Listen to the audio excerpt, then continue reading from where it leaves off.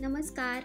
तर आज आपण इथे बनवतोय एकदम कुरकुरीत, खुसखुशीत आणि भरपूर लेअर सुटलेली अशी अळूवडी. चला तर मग आता ती कशी बनवायची ते बघूयात. तर सगळ्यात आधी इथे आपल्याला थोडीशी चिंच भिजवत ठेवायची आहे. तर त्यासाठी इथे मी थोडीशी वाटी चिंच घेतली आहे आणि आता याच्यामध्ये थोडंसं पाणी टाकून ही मी भिजवत ठेवणार आहे. तर इकडे मी 10 आळूची पानं घेतली आहेत आणि हे मीडियम आकाराचे पानं आहेत. आता बघा, या आळूच्या पानावर अशी धूळ माती बसलेली असते, म्हणून आता आपल्याला हे स्वच्छ पाण्याने ही सगळी अळूची पानं धुवून घ्यायची आहेत. तर हे बघा, इथे मी सगळे पानं पाण्याने स्वच्छ धुवून घेतली आहेत.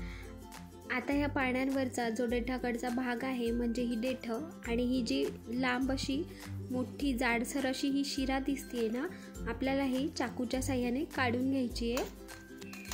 म्हणजे जेव्हा आपण आळूच्या पानांचा रोल बनवतो तर तो रोल व्यवस्थित वळला जावा, म्हणून आपल्याला ही सगळी जाडसर शिरा आणि पानांची देठं काढून घ्यायची आहे. तर मी अशाच प्रकारे इथे सगळ्या पानांची देठं आणि हे जे जाडसर शिरा आहे ती काढून घेतली आहे. तर बघा, इथे आता सगळी पानं आपली तयार आहेत. म्हणजे आता आपण याचा रोल वळला तरी तो व्यवस्थित वळला जातो.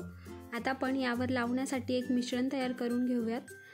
तर त्यासाठी एका बाउलमध्ये 1 वाटी बेसन पीठ घेऊयात आणि आता याच्यामध्ये आपल्याला बाकीचे जिन्नस टाकून घ्यायचेत. तर इथे मी अर्धा चम्मच जिरा पावडर घेतली आहे, 2 चम्मच बारीक किसून घेतलेला गूळ, म्हणजे वडी छान आंबट गोड होते, अर्धा चम्मच ओवा टाकून घेऊयात, थोडीशी हळद टाकूयात आणि आता चवीनुसार आपल्याला इथे लाल तिखट टाकून घ्यायचं आहे. तर इथे मी अर्धा चम्मच लाल तिखट टाकले आणि आता 2 चम्मच आपल्याला इथे तीळ टाकायचे आहे. त्याचबरोबर इथे आपल्याला आता चवीनुसार मीठ टाकून घ्यायचं आहे आणि आता हे सगळे कोरडे जिन्नस एकत्रित मिक्स करून घेऊयात, म्हणजे हे सगळे जिन्नस व्यवस्थित मिक्स होतील. आता आपण जी स्टार्टिंगला चिंच भिजवली होती, तर त्या चिंचेचा कोळ आपल्याला इथे टाकून घ्यायचा आहे आणि आता लगेचच आपण हे मिक्स करून घेऊयात. चिंचेचा कोळ टाकल्यामुळे म्हणजे आपली अळूवडी घशामध्ये खवखवणार नाही आणि खायलाही छान आंबट लागेल. आता आपण याच्यामध्ये थोडं थोडं पाणी टाकून आपल्याला हे पीठ छान घट्टसर असं मिक्स करून घ्यायचं आहे. जास्त पाणी टाकून आपल्याला हे पीठ मिक्स करायचं नाही आहे, अगदी थोडं थोडं पाणी टाकून हे बघा अशा प्रकारे आपल्याला घट्टसर पीठ मळून घ्यायचं आहे, म्हणजे भिजवून घ्यायचं आहे. तर इथे परफेक्ट असं पीठ आपलं तयार आहे. आता हे पीठ आपण पानांवर लावून घेऊयात. तर त्यासाठी जे सगळ्यात मोठं पान असतं ते आपल्याला स्टार्टिंगला घ्यायचं आहे, म्हणजे त्या पानावर आपल्याला पहिल्यांदा पीठ लावून घ्यायचं आहे. तर अशा प्रकारे छान पसरवून व्यवस्थित एक छान अशी पातळ लेअर लावून घ्यायची आपल्याला. त्यानंतर त्यावर लगेचच दुसरं पान ठेवून सगळ्या पानांना आपल्याला हे अशाच प्रकारे पीठ लावून घ्यायचं आहे. तर इथे मी टोटल पान 5 ठेवली आहेत आणि इथे मी 5-5 पानांचा एक रोल तयार करणार आहे. आता बघा, जी अशी फाटलेली तुटलेली पानं असतात ना, ती आपल्याला मध्ये ठेवायची आहेत, म्हणजे ते छान रोल होतील. हे बघा अशा प्रकारे आता हे फाटलेलं पान आहे ते मी मध्ये ठेवते आणि आता हे सगळं पीठ व्यवस्थित लावून आपल्याला याचा छान घट्टसर असा रोल करून घ्यायचा आहे. तर बघा, सगळ्या पानांना व्यवस्थित पीठ लावून झाले. आता हे छान फोल्ड करून आपल्याला याचा रोल बनवून घ्यायचा आहे. तर रोल बनवताना हळूवारपणे आपल्याला याचा रोल बनवायचा आहे, म्हणजे सगळी पानं एकमेकांना व्यवस्थित चिटकली जातील आणि आपला छान असा घट्टसर रोल तयार होईल. तर इथे तुम्ही बघू शकता मस्त असा रोल इथे बनवून तयार आहे. तर इथे मी अशाच प्रकारे दोन्ही रोल बनवून तयार करून घेते.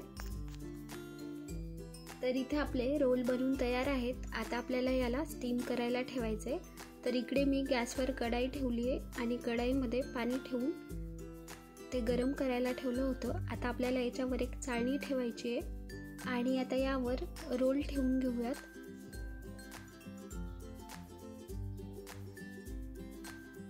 आणि याच्यावर झाकण ठेवून आपल्याला हे लो टू मीडियम गॅसवर 20 मिनिट वाफवून घ्यायचं आहे. तर हे बघा, अगदी 20 मिनिटानंतर आपल्या इथं छान असा अळूवडीचा रोल बनवून तयार आहे आणि इथे मी तुम्हाला कट करून दाखवते. मस्त अशा लेअर सुटल्या आहेत आणि अजिबात पानं मोकळी झाली नाही आहेत. तर इथे मी सगळ्या वड्या कट करून घेतल्या आहेत. आता आपण याला छान फ्राय करून घेऊयात. तर त्यासाठी गॅसवर कढई ठेवली आहे आणि आता कढईमध्ये थोडंसं तेल टाकून घेऊयात आणि आता हे तेल छान कडकडीत आपल्याला गरम करून घ्यायचं आहे। तेल व्यवस्थित गरम झालं की मग आता याच्यामध्ये थोड्या थोड्या आळूवडी टाकून आपल्याला छान अशा तळून घ्यायच्या आहेत। तर एकाच वेळेस भरपूर आळूवडी तेलामध्ये टाकायच्या नाही, नाहीतर त्या ऑइली होतात आणि व्यवस्थित तळल्याही जाणार नाहीत। तर तुम्ही इथे बघू शकता आळूवडी छान तळली आहे आणि रंगही सुरेख आलाय। आता आपण या सर्व करून घेऊयात।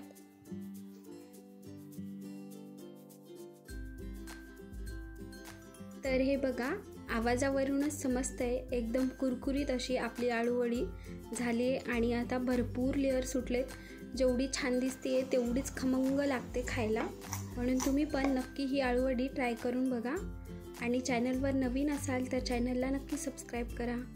Thank you for watching. बाय।